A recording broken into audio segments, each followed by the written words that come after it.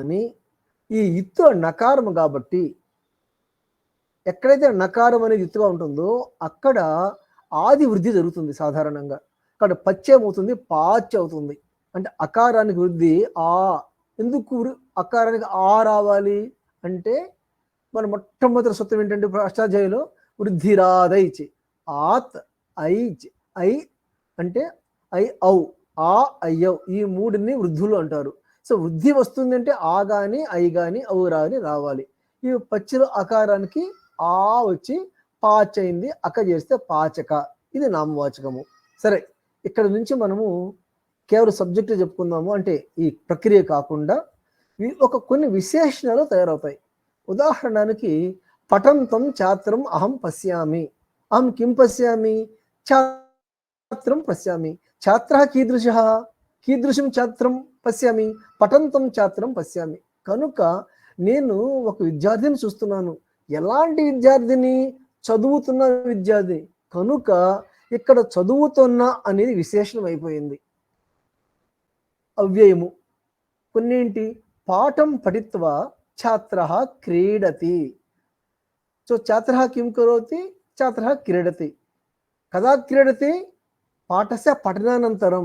ఈ పాఠస్య పఠన అనంతరం అనే దాన్ని పాఠం పఠిత్వా అంటాము. ఇక్కడ త్వా ప్రత్యయం వచ్చింది.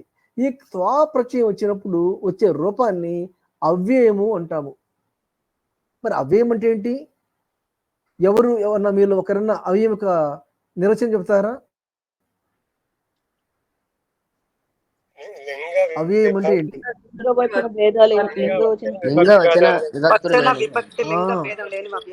కరెక్ట్. కాబట్టి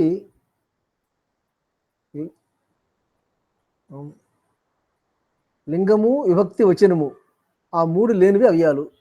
గురుగారు మీరు ఎక్కడైనా రాస్తున్నారా, షేర్ చేస్తున్నారా? ఏమీ కనబడట్లేదండి. ఓన్లీ మీది అదొక్కటే నోట్స్ ఒకటే కనబడుతోంది. ఏ నోట్స్? ఇక్కడ నోట్స్ కనబడటం లేదా? అంటే అదొకటే కనబడుతుంది. ఇంకా రాయటం లేదు. ఇక్కడ రాయటానికి ఏం లేదు కదా. అదే ఏదైనా ఉంటే రాస్తాను. ప్రస్తుతానికి రాసేంత సీన్ లేదు కదా. జస్ట్ చెప్తున్నాను అంతే. ఏదైనా ప్రక్రియ వచ్చినప్పుడు రాయొచ్చు. ప్రక్రియ కాదు కదా. ఇప్పుడు నామవాచకం అంటే ఏంటి? విశేషం అంటే ఏమి రాస్తాం? వాటికి మామూలు రాస్తుందా? ఇంకా రాయటం మొదలు పెట్టలేదు. అంటే ఇంకా అంటే అంత అవసరం రాలేదు. తప్పకుండా రాద్దాము. అవ్యయము. ఇప్పుడు క్రియ కూడా. క్రియ ఎలా వస్తుంది? రామ వనం గతవాన్. రాముడు అడవికి వెళ్ళాడు. ఈ గతవాన్ అనేది యాక్చువల్గా మనం దేని బదులు పడుతున్నాము చెప్పండి?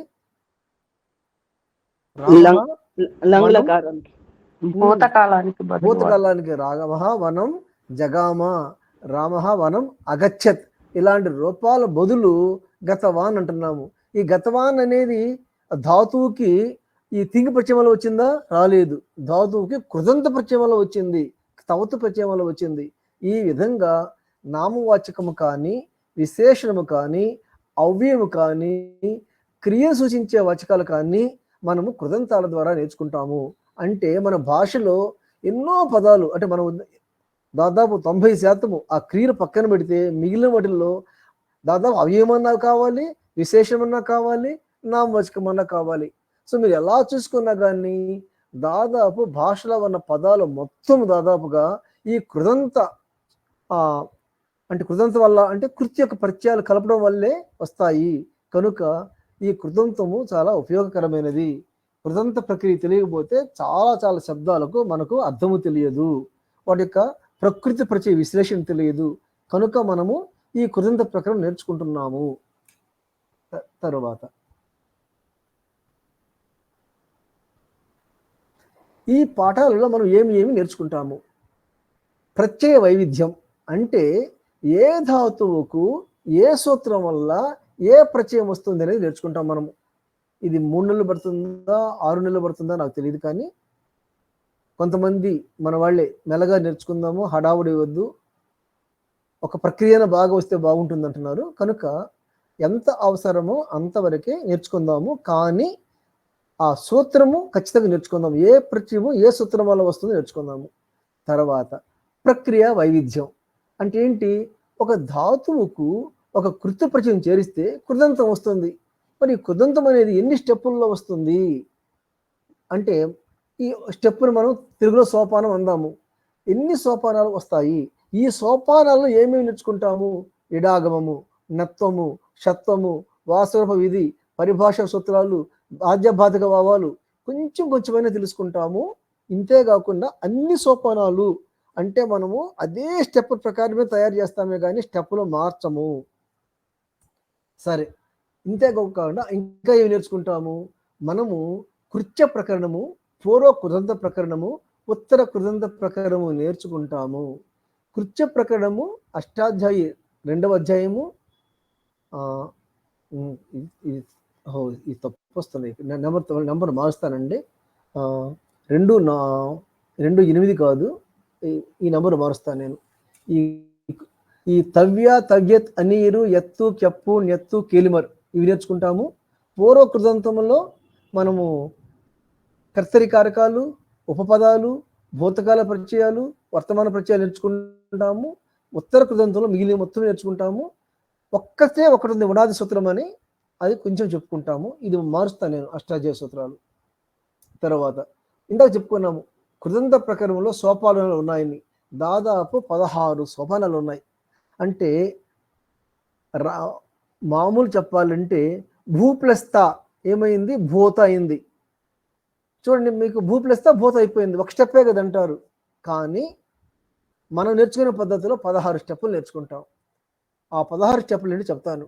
మొట్టమొదటిది కృత్తు వృత్తి, రెండవది ఉపపద విధానము, మూడవది ధ్వాత్వధికారము, 4 ఇత్సంజ్ఞ, 5 అనైమిత్తిక ప్రాకృతిక కార్యము, 6 కృత్ ప్రచయ వివక్షలో ధాతు పరివర్తనము, 7 కృత్ ప్రచయ విధానము, 8 ఉపపద సమాసము, 9 ఇడాగమము, 10 వికరణ ప్రచయము, 11 అంగకార్యము, 12 అతిదేశము, 13 ఉత్తర పదాధికారము, 14 వర్ణ కార్యము, 15 త్రిపాది కార్యము, 16 పద నిర్మాణము. అంటే అన్నిటికీ కాకపోయినా కొన్నిటికి 16 వస్తాయి, కొన్నిటికి 6 వస్తాయి, కొన్నిటికి 8 వస్తాయి, కొన్ని 9 స్టెప్పులు వస్తాయి, కొన్ని 5 స్టెప్పులు వస్తాయి. కానీ కనీసం 6 స్టెప్పులు అయితే ప్రతిదానికి వస్తాయి, అన్నిటికీ వస్తాయి. 5-6 స్టెప్పులు అయితే అవేంటో మనము మెల్లమెల్లగా అన్నీ నేర్చుకుంటాము. మీరు ఈ కోర్సు అయిపోయిన తర్వాత ఏ పుస్తకము చూడకుండా ఈ 16 స్టెప్పులు మీరు వరుసగా వేయగలరు నమ్మకం నాకుంది. ఆ దిశగా మనం ముందుకెళ్దాము. ఇన్ని స్టెప్పులను భయపడవలసిన అవసరం ఏమీ లేదు. ఎందుకంటే మనం చేసే పనులకే ఇప్పుడు మీరు అన్నం వండేటప్పుడు దాదాపు ఇప్పుడు కాదండి, ఇది పాత రోజుల్లో మనం చాలా పనులు ఉంటాయన్నమాట. ఏమని? కట్టెలు తీసుకురావాలి, పొయ్యిలో పెట్టాలి, దాంట్లో కిరసాయలు వేయాలి, అగ్గిపొల వెలిగించాలి, కుండ పెట్టాలి, తర్వాత నీళ్లు పోయాలి, బియ్యం పెట్టి, ఇలా స్టెప్పులు చెప్పుకుంటూ పోతే ఎన్నో స్టెప్పులు వస్తూ ఉంటాయి. కానీ వంట వండే వాళ్ళు ఇవన్నీ స్టెప్పులు అనుకోరు కదా. అట్లాగే మనము ఈ కారు డ్రైవ్ చేసేటప్పుడు ఈ గేరు మార్చాలి, లేదా క్లచ్ మార్చాలి చెప్పుకుంటూ పోతాము. కానీ అంత కష్టం ఉంటుంది డ్రైవ్ చేయటం అనేది. కనుక ఇలా చూస్తున్నప్పుడు 16 కార్యాలు ఎక్కడ నేర్చుకుంటామో అనిపిస్తుంది. కానీ మీరు మొదలు పెట్టిన తర్వాత, సబ్జెక్ట్ కొంచెం అవగాహన వచ్చిన తర్వాత చాలా ఆనందంగా, ఆషామాషిగా ఈ 16 సోపానాల మీద మీరు అధికారం కలిగి ఉంటారు. ఈరోజు పాఠంలో మొట్టమొదటి సోపానం గురించి పూర్తిగా నేర్చుకుందాము. ఎక్కువ చెప్పదలుచుకోవటం లేదు, ఎంత త్వరగా అయిపోతే అక్కడ ఆపేస్తాము, లేదా కొంచెం దీనికి సంబంధించి నేర్చుకుంటాము. అయిపోయిన తర్వాత వచ్చే క్లాసు నుంచి మిగతా స్టెప్పులు మనము నేర్చుకుంటాము. సరే, మొట్టమొదటి సోపానము కృత్తు వృత్తి. కృత్తు ప్లస్ వృత్తి కృద్వృత్తి, జస్త సంధి, జలాం జసవంతే మీ అందరికీ తెలిసిందే. ఎక్కడ అనేక శబ్దాలు ఒక్కటై విశిష్ట అర్థాన్ని బోధిస్తాయో అక్కడ వృత్తి ఉంటుంది అంటాము. ఇది మీకు విషయం నిన్న కూడా చెప్పాను, అంటే లాస్ట్ క్లాస్లో కూడాను. ఏమని? రామ ప్లస్ రామ రామౌ అంటే ఇద్దరు రాములు. బాలహ ప్లస్ బాలహ బాలౌ అంటే ఇద్దరు బాలురు. లేక లత ప్లస్ లత లతే అంటే 2 లతలు. అంటే ఈ ఏకశేష వృత్తిలో రెంటిని మూటిని కలిపి ఒక్క పదంలోనే మనం వివరిస్తున్నాం అనమాట. అలాగే సమాసం కూడా మనం చెప్పుకున్నాము. సీతాయాహ పతి అంటే సీతాపతి, అట్లాగే నేత్రాన్ని త్రీణి యస్య సహ త్రినేత్రి. ఇట్లా మనము సమాసం చెప్పుకున్నాము, ఏకశేషం చెప్పుకున్నాము, తదితము నిన్న చెప్పుకున్నాము. ఏమని? దశరథస్య పుత్ర దాశరథి, రఘువంశస్య పుత్ర రాఘవ. అట్లాగే డక్కు వచ్చినప్పుడు వినతాయా సుత వైనతేయ. ఇవన్నీ తదితాలు. ఈ విధంగా మనము సన్నంతాలు కూడా చెప్పుకున్నాము. పుత్రము స్వపుత్రం ఇవ ఏమవుతుంది? కాంక్షతే సహా పుత్రి, లేకపోతే నెమ్మలి వలె నాట్యం చేస్తున్నది కనుక మయూరతి, ఇలా చెప్పుకున్నాం మనము. అలాగే వైరమాచరతి వైరాయతే, వైరమాచరతి వైరాయతే. మీకు మీరు ఎవరన్నా కానీ ఈ పేరు విన్నారా? జయ గోవిందుని గీత గోవిందం అని. కానీ జయ గోవిందుని గీత గోవిందంలో మీకు అష్టపదులు తెలుసుంటాయి చాలా మందికి. గీత గోవిందం విన్నాము. అదే మీరు చాలా మందికి ఎక్కువ అష్టపదులు తెలుస్తాయి, కానీ దాంట్లో పద్యాలు అద్భుతంగా ఉంటాయి. శ్లోకాలు అసలు ఎంత మధురంగా ఉంటాయంటే జయదేవుడే చిట్ట చివరి శ్లోకంలో చెప్తారనమాట. ఓ అంటే దాన్నే గీత గోవిందానికే చెప్తారనమాట. ఓ గీత గోవిందమా, నీ ఉండగా ఇక ద్రాక్ష పండ్లు ఎందుకు, అమృతం ఎందుకు, వాటి వైపు ఎవరు చూస్తారు అంటాడు. అంటే తన కావ్యం అంత బాగుంది, అతను అంతగా నచ్చి తనకు తానే చెప్పుకుంటాడు. ఈ కావ్యం చదివిన వాళ్ళు ద్రాక్ష వాళ్ళ వైపు ఎవరు వెళ్తారు, అమృతం ఎవరు తాగుతారు అని. దాంట్లో చెప్తాడనమాట. ఏమని? యమాయతే అని. కందర్ప యమాయతే అంటే మన్మధుడు యముడులాగా అయిపోతున్నాడు. ఆయతే అంటే ఆ చీ ప్రత్యయంలాగా ఏది కాదో అది కావటం అనమాట. సరే, అట్లాగే కాంతార ఏమవుతుంది అంటాడు? అది ఒక యముని యొక్క ఆలయం అవుతుంది అంటాడు. సరే, అది అలా ఉంచి మనం ఏం చెప్పుకుంటున్నామంటే చాలా మంది గోవిందుని అష్టపదుల మీద రీసెర్చ్ చేస్తున్నారండి. నాకు ఎంత ఇష్టం అంటే, దాదాపు ఒకప్పుడు అయితే, ఇప్పుడు కాదు కానీ ఒక 2000 అంటే 25 ఏళ్ల క్రితము దాంట్లో ఉన్న శ్లోకాలు మొత్తం కంఠస్థం చేశాను. అన్ని శ్లోకాలు గీత గోవిందంలో నేను ఇప్పుడు మర్చిపోయింటానేమో కానీ అప్పట్లో మాత్రం ఎందుకంటే ఎంత నచ్చాయి అంటే ప్రతి ఒక్క శ్లోకం తీసుకుని అన్ని కంఠస్థం చేశాను మొదటి నుంచి చివరి వరకు. మధుర సంస్కృతం అనమాట. ఎంత బాగుంటాయి మామూలు శ్లోకాలు కూడా, అంత అద్భుతంగా ఉంటాయి. సరే, మనం వృత్తి అంటే చెప్పుకున్నాము. వృత్తి అంటే ఏమని చెప్పుకుంటున్నాము అంటే 2 పదాలు కానీ 3 పదాలు కానీ కలిసి ఒక క్రొత్త అర్థాన్ని కల్పిస్తే దాన్ని వృత్తి అంటాము. ఆ వృత్తి యొక్క అర్థం చెప్పేదే విగ్రహవాక్యము అంటాము. ఎట్ట మనము రామబాణము అన్నాము, దాని విగ్రహవాక్యం ఏంటి? రాముని యొక్క బాణము. దీన్ని అలౌకిక విగ్రహం అంటాము. సీతాపతి అన్నాము, సీత యొక్క పతి, ఇది కూడా లౌకిక విగ్రహమే. మరి అలౌకిక విగ్రహం అంటే ఏంటంటే దాని యొక్క ప్రకృతి యొక్క విభజన అనమాట. రామ బాణ అన్నట్టు రామస్య, రామ ప్లస్ గ్యస్, బాణ బాణ ప్లస్ సు, ఇలా చెప్పటాన్ని అలౌకిక విగ్రహము అంటారు. మనము అలౌకిక విగ్రహం ఎందుకు కావాలంటే, ఈ లౌకిక విగ్రహం తయారు చేయాలి లేదా లౌకిక పదం తయారు చేయాలంటే అలౌకిక విగ్రహం తీసుకునే చేయాలి, లేదా వేరే మార్గం లేదు. ఒక సమాసం తయారు చేయాలి అంటే అలౌకిక విగ్రహం లేకుండా సమాసం తయారు చేయటం సాధ్యం కాదు.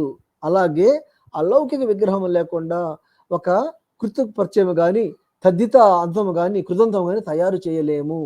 కనుక ఒక సమాసము కానీ కృదంతము కానీ తదితాంతము కానీ తయారు చేయాలి అంటే తప్పనిసరిగా మనకు అలౌకిక విగ్రహం వచ్చి ఉండాలి, తెలిసి ఉండాలి. సరే, ఇది అయిపోయింది. అయితే అసలు ఈ వృత్తి ఉండాలంటే ఏమి ఉండాలి? వృత్తి ఉండాలి అంటే 2 పదాల మధ్య సామర్థ్యం ఉండాలి. ఈ సామర్థ్యం ఏంటో చూద్దాము. 2 పదాల మధ్య పరస్పర అన్వయము, అంటే అన్వయం అంటే 2 యొక్క పదాలు కలిపినప్పుడు ఒక లింక్ అనమాట. ఆ రెండుకి ఒక లింక్ ఉండటము, ఒక అన్వయం ఉండటము, ఒక విశిష్ట అర్థబోధ, ఆ 2 కలిపినప్పుడు ఒక ప్రత్యేకమైన అర్థం రావటము ఉంటేనే సామర్థ్యం ఉంది అంటారు, లేకపోతే లేదు అంటారు. సామర్థ్యం ఉంటేనే మనము కృత్య ప్రత్యయము కానీ లేకపోతే తద్ధిత ప్రత్యయం కానీ మనము చేస్తాము. అలాగే సమాస ప్రక్రియ కూడాను సామర్థ్యం ఉంటేనే చేస్తాము, లేకపోతే చేయము. మరి సామర్థ్యం అంటే ఏంటంటే సమర్థత కలిగి ఉండటము. సమర్థత అంటే ఏంటి? మళ్ళీ చెప్పుకున్నాము. సమర్థత అంటే ఏమీ లేదు. సమర్థత అంటే రెండు పదాల మధ్య ఒక అన్వయము ఉండటం మాత్రమే. ఎత్ర ద్వయోః శబ్దయోః మధ్యే కశ్చన సంబంధः విద్యతే తత్ర తయోః పదయోః మధ్యే సామర్థ్యం అస్తి ఇది ఉచ్యతే. అర్థమవుతుంది కదండి? సరే, ఈ సామర్థ్యం మనము రెండు రకాలని చెప్పుకున్నాము. ఒకటి విపేక్ష సామర్థ్యము, రెండు ఏకార్థీభావ సామర్థ్యము. మరి విపేక్ష సామర్థ్యం అంటే ఏంటో చూద్దాము.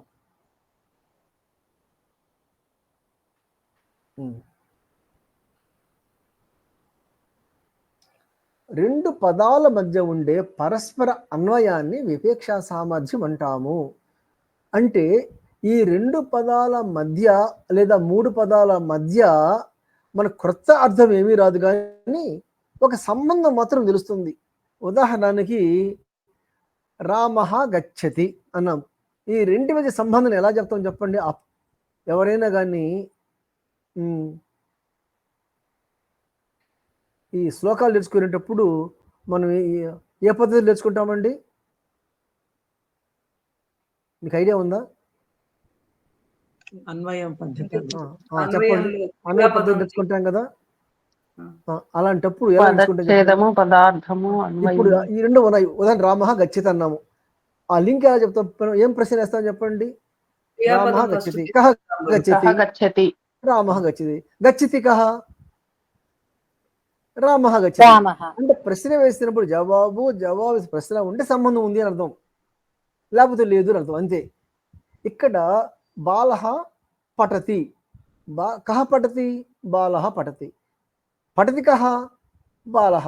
అంటే ఇక్కడ కూడా మన సంబంధం ఉంది. దీన్ని విపేక్ష సామర్థ్యం అంటాము. అంటే వాక్యం సాధారణ వాక్యము, దీనివల్ల కొత్త అర్థం అంటే ఏమి రాలేదు, సాధారణ అర్థమే తెలుస్తుంది. బాలుడు చదువుతున్నాడు, కొత్త పదం కూడా తయారు కాలేదు. బాలః ప్లస్ పఠతి, బాలః పఠతి, మనం కొత్త పదాన్ని తయారు చేయలేదు. ఇందాక మనం చెప్పుకున్నాము రామః గచ్చతి, లేకపోతే పితా మాతా చ గచ్చతి అంటాము, పితా మాతా చ గచ్చతః అంటాము. ఈ రెంటి కలిపి ఏమన్నా చెప్పండి? పితా మాతా చ గచ్చతః కలిపి ఏం చెప్పొచ్చు మనము? ఇక్కడ పితా మాతా చ గచ్చతః అన్నప్పుడేమో విపేక్ష సామర్థ్యం ఉంది, పితరవు గచ్చతః అన్నప్పుడు ఏకార్థీభావ సామర్థ్యం ఉంది. దీన్ని బట్టి మనకి ఏమర్థమైంది? రెండు పదాలు కలిసినప్పుడు కొత్త పదం తయారైతేనేమో ఏకార్థీభావం ఉంటుంది, అలా లేకుండా సాధారణ అర్థమే ఉంటే విపేక్ష సామర్థ్యం ఉంటుంది. కానీ మనము సమాసం చేయాలన్నా, తదితాంతం చేయాలన్నా, కృదంతం చేయాలన్నా మనకి ఏది కావాలి? ఏకార్థీభావ సామర్థ్యం కావాలి. ఇప్పుడు ఏకార్థీభావ సామర్థ్యం అంటే ఏమిటి? ఇప్పుడు మనం చెప్పుకున్నాం ఏమని? ద్వయోః పదయోః మేళనేన ఏక అర్థస్య నిర్మాణం భవతి చేత్ తత్ర ఏకార్థీభావ సామర్థ్యం అస్తి. మరి విపేక్ష అంటే ఏంటి? వాక్యే పదయోః మధ్యే విద్యమానః పరస్పర అన్వయః విపేక్షానామ్నా జ్ఞాయతే. ఇది అయిపోయిన తర్వాత మనం కొన్ని ఉదాహరణలు తీసుకొని వాటిని మనము చెక్ చేద్దాము. ఇది ఇంట్రడక్షన్ కోర్సు లాగా మీరే చెప్పాలి. మొదటి ఒక వాక్యం చెప్తాము, ఈ వాక్యంలో మనం 4 చిన్న చిన్న వాక్యాలు తయారు చేద్దాము. ఆ చిన్న చిన్న వాక్యాల మధ్య విపేక్ష ఉందా, లేకపోతే ఏకార్థీభావం ఉందా, లేక రెండూ లేవా, మీరే చెప్పాలి. మొదటిది రమాయాః పతిః శత్రుం జయతి. రమ యొక్క భర్త శత్రువును జయించుచున్నాడు. ఇక్కడ ఏముంది చెప్పండి? విపేక్ష ఉందా, ఏకార్థీ ఉందా? విపేక్ష సామర్థ్యం రెండు ఉన్నాయి. లేదు, విపేక్ష మాత్రమే ఉంది ఈ వాక్యములో.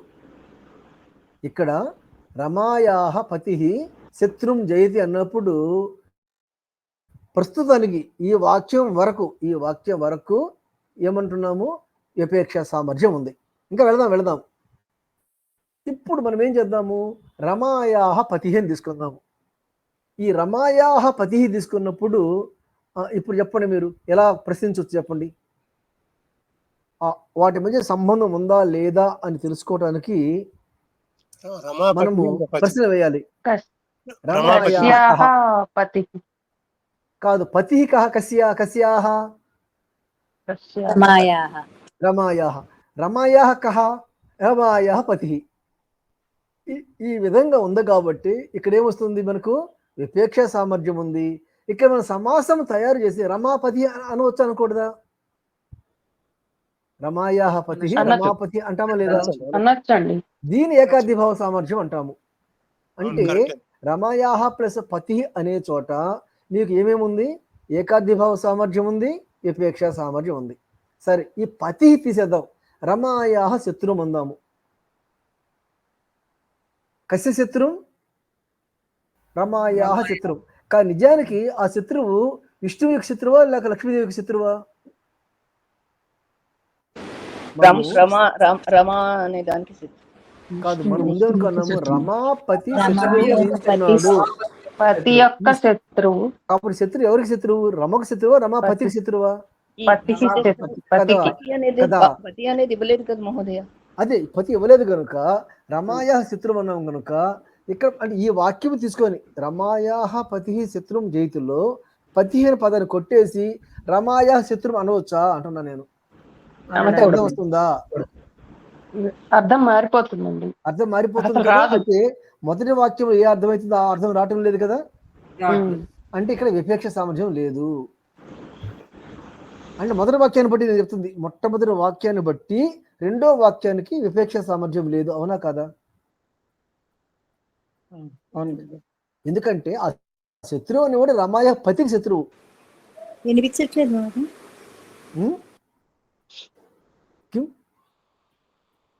అమ్మ, వినిపించడం లేదా? వినబడుతుంది.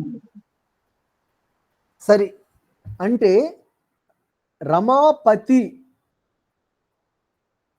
అంటే విష్ణువు. రమాపతి శత్రుం జయితి అన్నప్పుడు రమాపతి తస్య శత్రుం జయితి అర్థమవుతుంది, అంతేగాని తస్య భార్యాయా శత్రుం జయితి అని మీనింగ్ రాదు, అవునా కదా? కాబట్టి ఆ పతి తీసేసినప్పుడు రమాయా శత్రుం అంటే మనకి ఒరిజినల్ అర్థం ఏదైతే ఉందో ఆ అర్థం రావటం లేదనమాట. కనుక అక్కడ మనకు విపేక్ష సామర్థ్యం లేదు. పోని రమాశత్రు అని తయారు చేస్తే మీనింగ్ వస్తుందా? హిరణ్యాక్షుడి అనుకుందాము. రమాయాపతి హిరణ్యాక్షం జయితే అని అర్థం వస్తుంది. ఇప్పుడు రమాశత్రుం అనొచ్చ మనము ఆ హిరణ్యాక్షుని పట్టుకొని రమాపతే శత్రువు అంటామా రమాశత్రు అంటామా? కాబట్టి ఇక్కడ కూడా మనం సమాసం చేయడానికి వీలు లేదు కనుక ఇక్కడ మనకు ఏకాద్యభావ సామర్థ్యం కూడా లేదు. సరే, ఇప్పుడు ఆ శత్రువుని తీసేద్దాము. పతి జయతి అనుకుందాము. పతి జయతి. పతి జయతి అన్నప్పుడు పతి రమాయ పతి కావచ్చు. ఒక పతి అనేవాడు గెలుస్తున్నాడా లేదా? పతి శత్రుం జయతి అన్నప్పుడు పతి ఒక భర్త శత్రువుని చేస్తున్నాడా లేదా? కనుక ఇక్కడ మనకేముంది? విపేక్ష సామర్థ్యం ఉంది.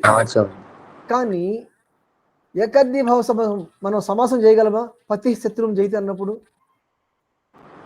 రమాయా పతి ఉండి చేసి రమాపతి అనొచ్చు. ఆ రమాయా లేకుండా ఒట్టి పతి శత్రుం జయితి అంటే చేయగలమా? మనం సమాసం చేయగలమా?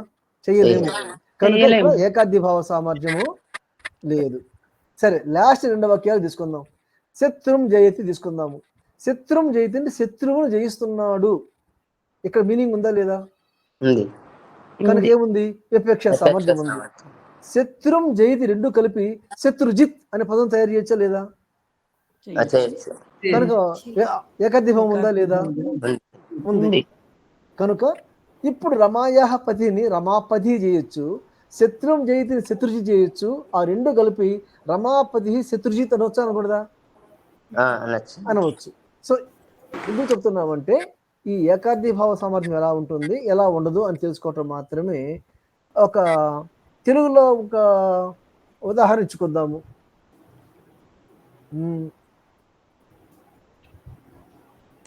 ఉమ్,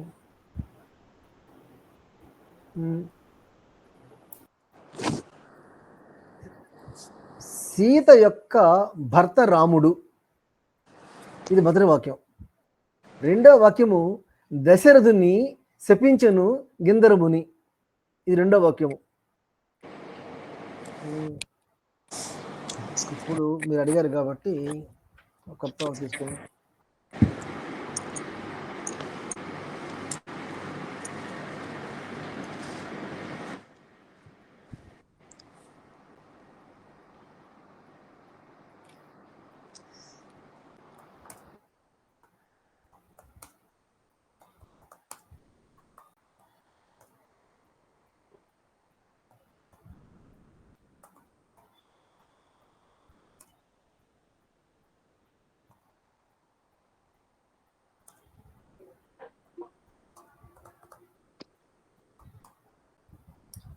సీత యొక్క భర్త రాముడు దశరథుని శపించెను గిందరముని, ఈ రెండు వాక్యాలు తెలుసు కదా మనకు. ఇప్పుడు దీంట్లో మనము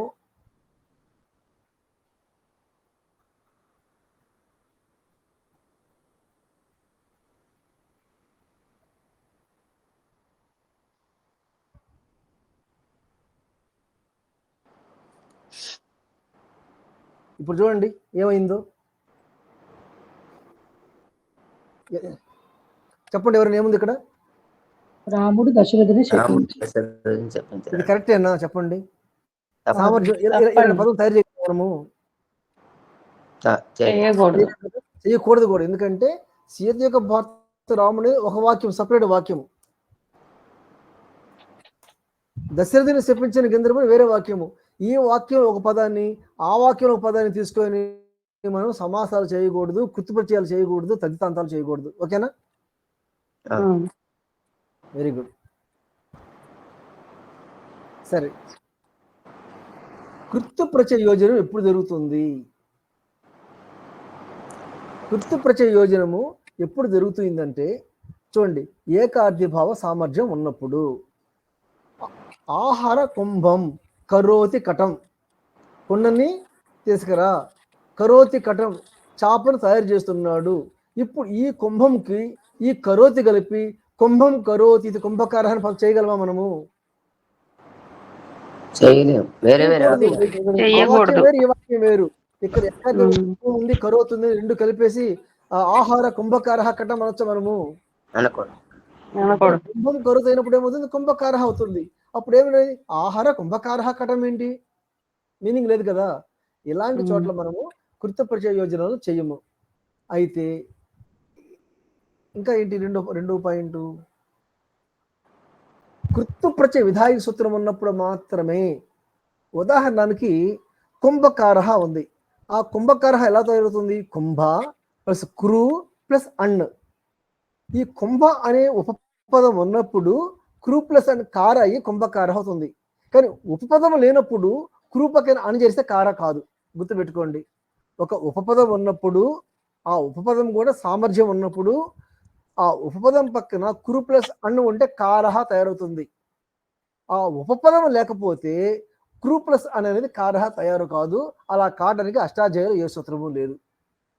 కనుక ఒక కృత్యప్రత్యయాన్ని విధించాలి అంటే మనకి ఏముండాలి? ఒక పాణిని సూత్రం కూడా ఉండాలి. మన ఇష్టం కాదు. అలాగే మీకు కూడా చెప్తున్నాను, ఏ సమాసం, మనకు లక్షల వేల సమాసాలు ఉన్నాయి. ఏ సమాసం చేయాలన్నా కానీ 100కి 100 పాళ్ళు పాణిని అష్టాధ్యాయ సూత్రం ఉంటేనే తయారవుతుంది, లేకపోతే కాదు. గుర్తుపెట్టుకోండి. తర్వాత మూడోది ప్రయోగ అభిధానం. కొన్ని పదాలు మనం చెయ్యవచ్చు. ఎట్లా? ఉదాహరణకి శృంగం నుంచి పుట్టినవాడు ఎవరండి? శార్గి కదా. శృంగం నుంచి పుట్టినవాడు శార్గి. శృంగం నుంచి శార్గి వచ్చినప్పుడు భృంగం నుంచి భాంగి వస్తున్నాడా అన్నామనుకోండి, రాడు. ఎందుకు రాడంటే ఆ శార్గి రావడానికి మనకి అష్టాధ్యాయుల సూత్రం ఉంది, భార్గి రావడానికి అష్టాధ్యాయుల సూత్రం లేదు. ఇప్పుడు మీరు వాదించారనుకోండి, శార్గి వచ్చినప్పుడు భార్గి ఎందుకు రాకూడదు, నేను చేస్తానన్నాం అనుకోండి, అప్పుడు ఏమంటాము? ఓహో నువ్వు చేసుకో, కానీ ప్రయోగాలు ఉన్నాయా అంటాము. ఎవరైనా మహాకవులు ఉపయోగించారా, పాత కవులు ఉపయోగించారా శబ్దాన్ని అంటాము. అలా ఉంటే ఓకే అంటాము. ఎవరు ఉపయోగించకపోతే వద్దు అంటాము. ఉదాహరణ చూడండి, సదృక్ అనే పదం ఉంది. ఈ సదృక్ ఎలా ఏం ఎవరు చెప్తారా? సదృక్ అంటే అందరినీ సమానంగా చూచేవాడు. సమానం ప్లస్ దృస్ ప్లస్ క్విప్ ప్లస్ సు. మన క్విప్పులు కూడా నేర్చుకుంటాము కనుక కృదంతాల్లో ఈ సదృక్ ఎలా అవుతుందో నేర్చుకుంటాము. ఎలాగో నేర్చుకుంటాము. సదృక్ అంటే అందరినీ సమానంగా చూసేవాడు. అంటే దృక్ ఏంటిది? చూసేవాడు. స అంటే సమానంగా చూసేవాడు. సో దృక్ అంటే చూసేవాడు కనుక ఆద్య దృక్ సూర్యుని చూసేవాడు అని తయారు చేయొచ్చా మనం? సూత్రంలో ఉంటేనే చేయగలం. అంతే, ప్రయోగాల్లో ఉంటేనే చేయగలము. నాకు తెలిసి ఆదిత్య దృక్ అనే పదాన్ని ఎవ్వరూ వాడలేదు కనుక మనం వాడకూడదు. అంటే మన తదితరాలు కూడా ముఖ్యంగా మనము ప్రయోగాలలో ఇప్పుడు వరకు చెప్పిన మహాకవులు వాడిన ప్రయోగాలు మాత్రమే వాడాలి. కానీ తదిత సూత్రం ఉంది కదా అని చెప్పేసి మనకు నచ్చినట్టు ఇష్టం వచ్చినట్టు తదితాంతాలు చేయకూడదు. చేస్తే పాణినీయం ప్రకారం కరెక్టే, ప్రయోగం ప్రకారం కరెక్ట్ కాదు. సరే, ప్రత్యయోజన వివక్ష. అసలు మనకు ఏముంటాము? అమ్మా నాన్న మాతాచ పితాచ గచ్చత అన్నాము. మన దృష్టిలో ఆ ఇద్దరిని కలిపి ఒక పదం చెప్పాలని భావం నాకు లేదు. అలాంటప్పుడు నేను పితరో గచ్చత అంటానా? నా మనసులో వాళ్ళిద్దరిని కలిపి సమాసంగా ఏకశేషంగా చెప్పాలని ఆలోచనే లేదు. అందుకే ఏమంటానప్పుడు నేను మాతాచ పితాచ గచ్చత అంటానే కానీ పితరో గచ్చత అనను. అట్లాగే అత్తా మామ వెళ్తున్నారంటానే కానీ శ్వశరో గచ్చత అని ఎట్టి స్థితిలో అనను. అట్లాగే సీతాయాహ పతి గచ్చతి అంటామే కానీ సీతాపతి గచ్చతి అనము. ఎందుకు? నాకు సమాసం చేయాలని ఆలోచన లేదు. ఆ క్షణంలో నేను చేయను అన్నాను. సమాసం నాకు ఇష్టం లేదు, నేను చెయ్యను. నేను వాక్యమే చెప్తాను. ఇది వివక్ష కదా. సమాసం చేయాలి నియమం లేదు కదా, నిత్య కార్యం కాదు కదా, ఇది వైకల్పిక కార్యము. మనము వైకల్పిక కార్యం అంటే ఏంటిది? సమాసం చెప్పొచ్చు, లేదు అంటే విగ్రహ వాక్యం కూడా చెప్పవచ్చు. అయితే సమాస ప్రక్రియలో కొన్ని నిత్య సమాసాలు ఉన్నాయి. అది మనకి ఇప్పుడు చెప్పుకోవటం లేదు. అవి మాత్రము మనకి ఇష్టం ఉన్నా లేకుండా సమాసం చేయాల్సి ఉంది. మనకు ఎలాంటి ఆప్షన్ లేదు. నిత్య సమాసాలు మాత్రం అవి పక్కన పెట్టి ఇక మిగతా అన్ని సమాసాలు కూడాను మనము వైకల్పిక సమాసాలు 99.999% వైకల్పిక సమాసాలే. అట్లాగే ఇక్కడ కూడా అయం కుంభం కరోతి అంటామే కానీ అయం కుంభకారః అనాల్సిన అవసరం లేదు. మన ఇష్టం. నేను కుంభకారః అనను అనుకోండి, కుంభం కరోతి అంటాను. కనుక మన యొక్క ప్రత్యయోజన వివక్ష కూడా ఉండాలి. ఇది చెప్పిన తర్వాత మనం ఏం చేద్దామంటే కొన్ని పదాలు చెప్పుకుందామండి. నేను రాస్తూ ఉంటాను, మీరు ఎందుకంటే మనకు కొంచెం టైం ఉంది కనుక మీరు రియాక్ట్ అయితే బాగుంటుంది.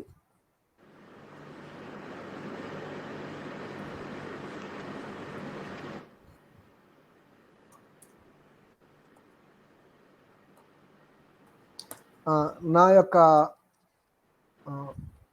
రిక్వెస్ట్ ఏంటంటే ఈ సమూహంలో కొంతమంది ఏమో ఏమంటారు అంటే సబ్జెక్ట్ వచ్చిన వాళ్ళు ఉన్నా కానీ కొంతమంది ముందుకు వచ్చి చెప్పే యొక్క ధైర్యం కానీ లేకపోతే అలవాటు కానీ ఉంటుంది. కొందరికి నాలాగా కాము కూర్చొని అంత అయిపోయిన దాకా ఏ జాబు చెప్పుకొని వినేసి వెళ్ళిపోయే వాళ్ళు ఉంటారు. నేను ఆ టైపే. క్లాస్లో ఉన్నప్పుడు ఎప్పుడో నన్ను అడిగితే తప్పించి నేను అడగను. కానీ చాలామంది ఖచ్చితంగా చిన్న డౌట్ ఉన్న అడుగుతారు. 2+3 అంటే నేను 5 చెప్పేవాళ్ళు చాలామంది ఉంటారు. అలా కాకుండా మీలో ఎవరైతే చెప్తారో వాళ్ళు ఒకసారి చెప్పండి, వాళ్ళు మళ్ళీ నెక్స్ట్ టైం చెప్పదు, కొత్త వాళ్ళకి అవకాశం ఇవ్వండి, అంతే. ఇప్పుడు కృష్ణ గ్రామం గచ్చతి అన్నప్పుడు ఇది విపేక్షణ ఏకదీభావమ? ఎందుకు? ఎవరు చెప్తారు? ఇది విపేక్షణ లేకపోతే ఏకదీభావమా? ఎవరైనా మీలో అంటే ఇప్పుడు మనం వినండి, ఎందుకంటే మనం ఇంకా కృదంత ప్రకారం నేర్చుకోలేదు, మొదలు పెట్టాము కనుక తప్పు చెప్పినా ఒప్పు చెప్పినా గర్వంగా చెప్పాలే కానీ భయపడి అయ్యో తప్పు చెప్పాను అనుకోకూడదు. ఎందుకు అనుకోకూడదు అంటే మనం ఇంకా చదువుకోలేదు కనుక. మనం ఆనందంగా వెళ్ళిపోదాము. చెప్పండి, విపేక్ష ఉందా లేదా చెప్పండి. చెప్పండి, ఎలా ఉంది చెప్పండి. దానికి మీనింగ్ ఉంది కదండి. కృష్ణ గ్రామం గచ్చతి. కుత్ర గచ్చతి గ్రామం గచ్చతి. కృష్ణ కిం కరోతి కృష్ణ గచ్చతి. గచ్చతి కృష్ణ అది ప్రశ్న వేసుకోవచ్చు కదా, కనుక అవును. విపేక్ష ఉంది. మరి ఏకాది భావం ఉందా లేదా, ఎవరు చెప్తారు? లేదు. ఏకాకి భావం లేదండి. గ్రామం గచ్చతి అనేదాన్ని సమాసం గ్రామ చేసి గత ఇప్పుడు అన్నట్టు అంతేకాదు. గ్రామ గత అనము. గ్రామం గత. ఇప్పుడు బాగా మీకు అర్థమైన పదం చెప్తాను. ఆకాశంలో ఒక పక్షి వెళుతూ ఉంది. కే గచ్చతి ఇది ఆకాశం పక్షి, ఒక పక్షి ఆకాశం వెళుతుంది. దాన్ని ఖగః. ఖగః. ఖగః అనొచ్చు. అనొచ్చా? అనొచ్చండి. మరి ఇప్పుడు గ్రామం గచ్చతి గ్రామగహ అనొచ్చు కదా. అనొచ్చు. గ్రామగః అనొచ్చు. డా పరిచయం చేసి గ్రామగహ, మరి డా పరిచయం అంటే అడగొద్దు మీరు, మనం తర్వాత నేర్చుకుందాం, కృదంతంలో నేర్చుకుంటాము, మీకేం భయం వద్దు. గ్రామగహ అనొచ్చు కదా. అప్పుడు కృష్ణ గ్రామగహ అనొచ్చు కదా. అంటే ఏముంది? ఏకాది ఏకాది ఉంది. ఇప్పుడు నిద్రాణం శీలమస్య, నిద్రాణం శీలమస్య అంటే ఏంటి? ఇతని యొక్క ఎవరైనా చెప్పండి, మీకు చెప్పలేకపోతే ఏం ప్రాబ్లం లేదు, తెలిసి చెప్పండి ఎవరైనా కానీ. నిద్రాణం ఏంటి సార్? నిద్రాణం నేను రాయలేదా, సారీ. నిద్రాణం శీలమస్య.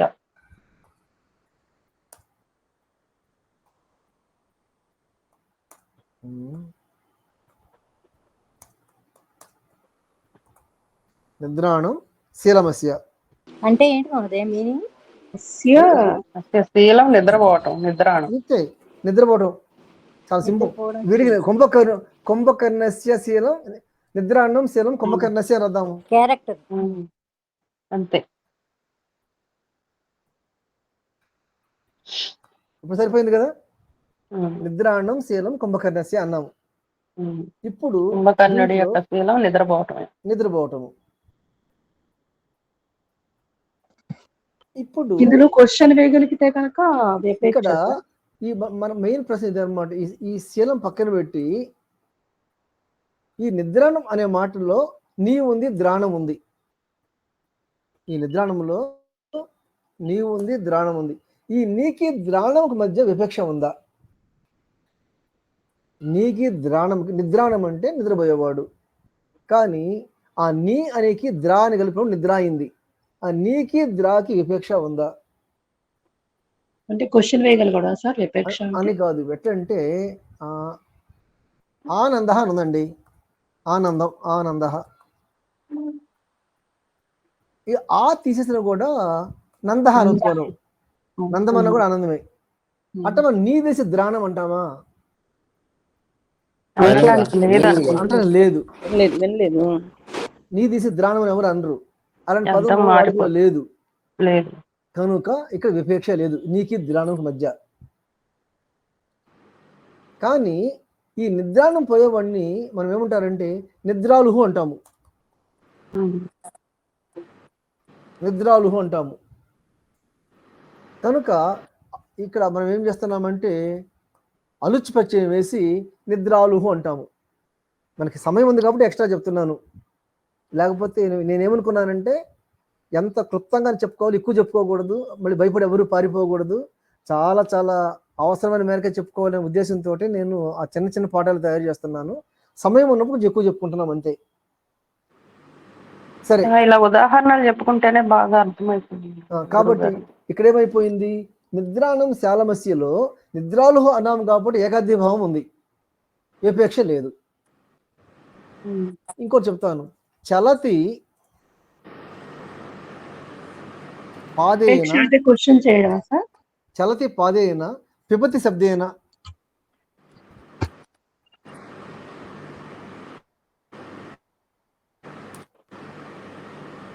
ఇప్పుడు చలతి పాదేన పిబతి శబ్దేన ఈ రెండు. ఒక్క నిమిషం అమ్మా. హలో, అవునా, అయితే కలుద్దామా? Okay, right, okay. ఇప్పుడైతే వీళ్ళు ఉన్నారు, మన బేబీ వాళ్ళు, తర్వాత బేబీ కొడుకు నైట్కి ఉంటారు, రేపు పొద్దున్న కూడా ఉంటారు. రేపు స్టేల్ ఇంట్లో ఉన్నారు, మన ఇంటికి వస్తా ఉన్నారు రేపు పొద్దున్నే. 10 రేపు 9 దాకా ఉంటారు, 9-10 దాకా.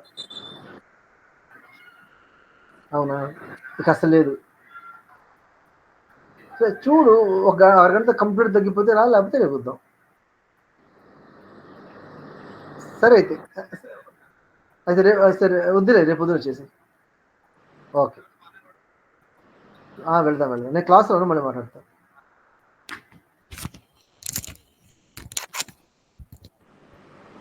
ఇక్కడ పాదేన పెబ్బతైన పదం తయారు చేయవచ్చా చెప్పండి. చేయకూడదండి.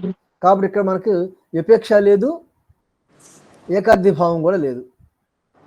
చలతి పాదేనా అంటే పాదచారహ అనొచ్చు కదండి, అనకూడదా? మనం అడుగుతుంది అది కాదు. పాదేన పెబ్బతి రెండు కలిపి మనం చేయవచ్చు. ఈ రెండు కలిపి ప్రశ్న అది. ఆ రెండు కరెక్టే కదా. విభక్తి శబ్దాన్ని అంటే రెండు క్రియాపదాలతో కనుక చేయలేకపోతే అప్పుడు విపేక్ష కాదు, ఏకార్థి భావం కాదండి. అలా కాదు. ఈ వాక్యంలో ఒక పదాన్ని, అవతల వాక్యంలో ఒక పదాన్ని తీసుకొని మనం సమాసాలు కానీ, కృదంతాలు కానీ, తదితాలు కానీ చేయకూడదు. చాలా సింపుల్. ఆ వాక్యంలో పదాలు తీసుకోవాలి, పక్క వాక్యంలో పదం తీసుకొని కలపకూడదు సమాసం చేయడానికి, అంతవరకే. సరే, ఇంకో పదం తీసుకుందాము. పితా ధనం దదాతి. పితా ధనం దదాతి. ఇక్కడ ఏముంది చెప్పండి. ధనదహ ఉంది కాబట్టి ఏముంది, ఏకార్థి భావ సామర్థ్యం ఉంది. ధనం దదాతి కాబట్టి విపేక్ష సామర్థ్యం ఉంది. మనము నిజంగా ఈ పాఠాలు చెప్పుకుంటున్నామంటే మా గురువు గారు నీలేష్ బోడాస్ ముందు అసలు ఆయన ధన్యవాదాలు చెప్పుకోవాలి.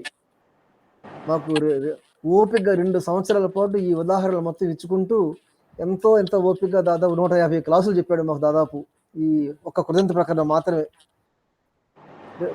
పూర్తిగా 2 సంవత్సరాల పాటు వారానికి 2 క్లాసులు లెక్కన చాలా ఓపిక, చాలా నోట్స్ ఇచ్చాడు. అందువల్ల మనం ఈ పాఠాలు చెప్పుకోగలుగుతున్నాం. లేకపోతే ఇవన్నీ తయారు చేయాలంటే మనకు అయ్యే పని కాదు. నెక్స్ట్ నీలేష్, నిజంగాను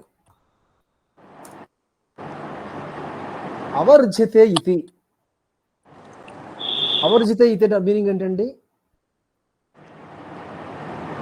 దిగి రావడం అండి. రోధించడం, అడ్డగించడము. రుజితే అంటే అడ్డగించడము. అవర్జితే. అవర్జితే అన్నప్పుడు మనం అవధిసేసి ఆ రుజిత అన్నప్పుడు మీనింగ్ రాదనమాట. అంటే మనం అనుకున్న మీనింగ్ రాదు. ఇప్పుడు ఉత్తిష్ఠిత అనుకోండి, ఉత్తిష్ఠిత అంటే ఏంటి, లేస్తున్నాడు. ఆ ఉత్తి తీసేసి తిష్ఠిత అంటే లేస్తుంటే మీనింగ్ రాదు కదా, అంటే మనం అనుకున్న మీనింగ్ రాదు కదా. అట్లా ఇక్కడ అవ తీసేస్తే అనుకున్న మీనింగ్ రాదనమాట. కనుక ఇక్కడ అవకి రుజితికి విపేక్ష సామర్థ్యం లేదు. అట్లా కాకుండా ఈ రెండు కలిపి అవరోధ అనొచ్చు.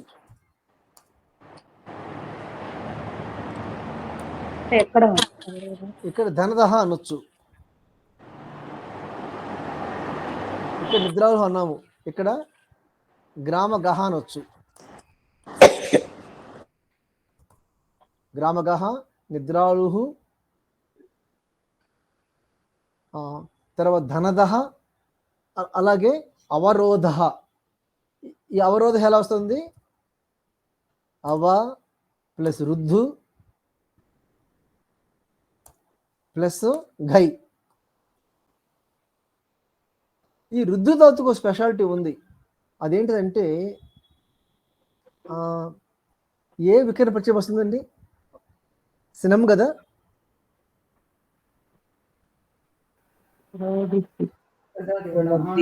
శ్రమే కదా, శ్రమ అనుకుంటా. ఈ శ్రమ వచ్చినప్పుడు ఏమవుతుందంటే ఇక్కడ ఇత్తి ఏంటి చెప్పండి. శ్రమలో ఇత్తి ఏంటి? చకారము కాదు, చివరి హల్లు హలంచం ఏంటి? మకారం. మకారం ఇత్తి అయితే ఏమవుతుంది చెప్పండి. కిత్తు మిత్తు అని 3 చెప్పుకున్నాం మనము. చిత్తేమో పూర్వం వస్తుంది. అంటే ఏంటిది? చివరి అచ్చు తర్వాత వస్తుంది. అంటే దీంట్లో మిగిలేది ఏంటిది? ఇష్, అన్న, నా, ఈ మా అనేది ఏమో ఇత్తు ఎగిరిపోతుంది. ఈ సకారం కూడా ఇత్తు లసక్వత ద్వితీయ ప్రకారం మిగిలింది, నా మిగిలింది. కానీ అవరుద్ధులో అర్రు, సారీ కిందకి వెళ్దాం. అవరుద్ధులు మనం అనవసరంగా పాట మారుతున్నామే కానీ ఎలాగ టైం ఉంది కనుక అర్రు ఊ వద్దు, అంతేనా? అర్రు ఉద్దు చివరి వచ్చేది చెప్పండి. ఇక్కడ ఊ. ఈ ఊ తర్వాత ఈ నా చేర్చాలన్నమాట. చివరి వచ్చి తర్వాత చేర్చాలి. కంట్రోల్-C, కంట్రోల్-V. అప్పుడేమవుతుంది చెప్పండి? రుంధ్. రుంధ్. ఇలా యాక్చువల్ రుద్ధు ధాతువు రుంధగా మారిపోతుంది అనమాట మనకు ప్రక్రియలో. దీనికి మనం ఏం చేస్తాము? తింగులు చేర్చుకుంటూ పోతాము. సరే, అవర్జిత అయిపోయింది. మనం ఉన్నది అక్కడ కాదు కనుక కృష్ణస్య చిత్రం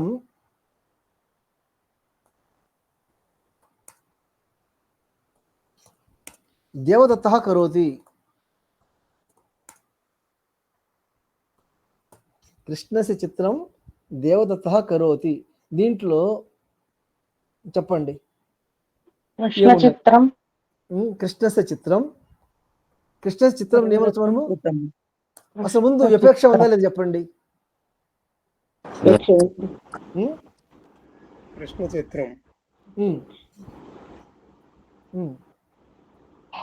కృష్ణ చిత్రం దేవదత్తః కరోతి. దీని మనం ఏమొచ్చండి? దేవదత్తః కృష్ణస్య చిత్రకారః అనొచ్చు.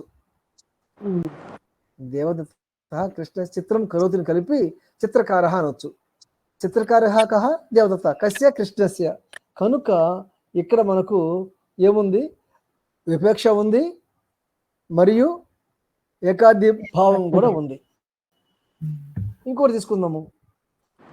ఇదే పదాన్ని మార్చి దృష్ట్వా కుంభం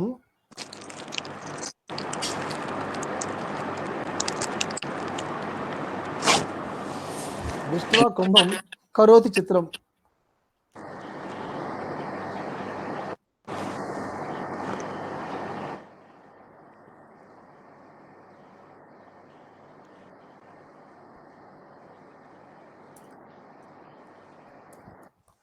దృష్ట్వా కుంభం కరోతి చిత్రం. ఇక్కడ కుంభం కరోతి అనే పదంలో మనము కుంభకార తయారు చేయొచ్చా?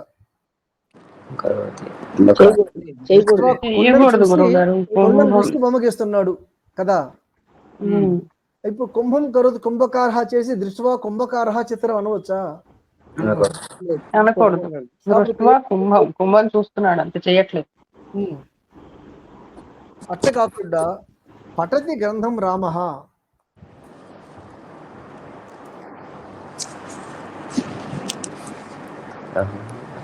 పఠతి గ్రంథం రామః. ఇక్కడ రామః పఠతి అని సమాసం చేయవచ్చా? చేయలేము. కానీ విపేక్ష ఉందా? విపేక్ష ఉంది, సమాసం లేదు. ఇప్పుడు రామః గచ్చతి రామగః అన్నాము.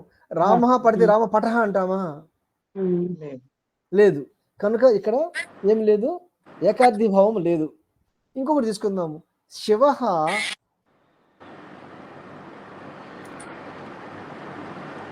జానాతి సర్వం. శివుడు సమస్తము తెలిసినవాడు. Very good. శివ సర్వజ్ఞ అంటాం కాబట్టి ఏకార్థి భావం ఉంది. శివ జానాతి సర్వం దగ్గర విపేక్ష ఎలాగో ఉంది. సహ జానాతి సర్వం శివ జానాతి కం జానాతి సర్వం జానాతి. కనుక మనకు రెండు ఉన్నాయి ఇక్కడ. ఈ విధంగా నేను ఏదో ఒక రకంగా 5:57 వచ్చేలాగా మేనేజ్ చేశాను. ఇక ఉన్న 1-2 నిమిషాలు ఈ ఉదాహరణలు కూడా ఇప్పుడు చెప్పినవి కూడా పోస్ట్ చేయరా అండి? చేయమంటే చేస్తాను, లేదంటే ఇప్పుడు రికార్డ్ చేస్తున్నారు కదా, రికార్డింగ్ రాదండి వాణి గారు?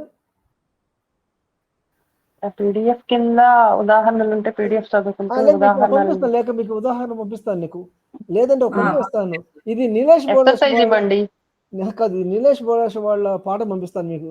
జస్ట్ మళ్ళీ టైప్ చేయడం కంటే ఆయన యథాతథంగా అది మీకు పనికి వస్తుంది కనుక. మాకు హోంవర్క్ ఇస్తే మొన్నట్లాగా బాగుందండి. అంటే అప్పుడే కాదు, కొంచెం మీరు, నా భయం ఏంటి తెలుసా, నాకు ఎక్స్పీరియన్స్ ప్రకారము ఇలా హోంవర్క్ గా ఇస్తున్నప్పుడు అందరూ పారిపోతున్నారు ఎవరు ఉండకుండా. అందువల్ల నాకు ఈ మధ్య హోంవర్క్ నెక్స్ట్ క్లాస్ వస్తారో రారు అని. ఎక్కడికి వెళ్ళమండి, హోంవర్క్ చేస్తున్నాం, అందరం కలిసే చేసుకుంటున్నాం. బాగుంది. అదే ఇందా శ్రీదేవి చెప్పింది, సంతోషం. అది నెక్స్ట్ టైం నుంచి మీకు ఖచ్చితంగా మీకు హోంవర్క్ కూడా ఇస్తాము. ఈ యొక్క ఫైల్ కూడా మీకు పెట్టేస్తాను. నీలేష్ బోరస్ గారు లెసన్ పెడతాను మీకు. మళ్ళీ నేను టైప్ చేయడం వేస్ట్ కదా. అంటే ఆయనదే పెట్టాను. ఉదాహరణలు ఉంటే గనక దాన్ని అది మళ్ళీ అవునవును. ఒకసారి ఏకార్థి భావమా వ్యపేక్ష ఉందా లేదా ఇలా చర్చించుకోవటానికి బాగుంటుంది బాగుంటుంది. అది కదండి. మీకు ఆ పాఠం మీకు ఖచ్చితంగా పెడతాను. మీకు ఈ పాఠం అయిపోయిన తర్వాత పెడతాను. సరే, ఉమ్. మీలో ఎవరైనా ఈ రోజు పాఠం మీకు అర్థమైందా లేదా, బోర్ కొట్టిందా, బోర్ పక్కన పెట్టి కనీసం అర్థమైందా లేదా చెప్పండి. ఆ బోర్ సంగతి నేను చెప్పలేను కానీ ఎంతమంది ఫాలో అయ్యారు? నేను ఫస్ట్ క్లాస్ అటెండ్ అవ్వను సార్. ఎవరమ్మా? ఎవరు మాట్లాడుతుంది? నా పేరు శైలజ వెంపటి అండి. మీరు వెంపటి మీరు నేను కదా? ఓకే, చెప్పండి. నేను కొత్త అండి చాలా వీటన్నిటికి. నేను కానీ మీ సంస్కృతి మీ పాఠాలు చెప్తామన్నారు కదా మీరు. అంటే నేను పిల్లలకే చెప్తున్నా సార్. నాకు మాకు హోదా కదా, అయింది కానీ మాకు కదా. మీరు పాఠాలు చెప్తే మాకే చెప్తారేమో అనుకున్నాను. మా క్లాస్ వాళ్ళు చెప్తారేమో అనుకున్నాను. కాదండి, నేను మాకు హోదా అయింది నాది.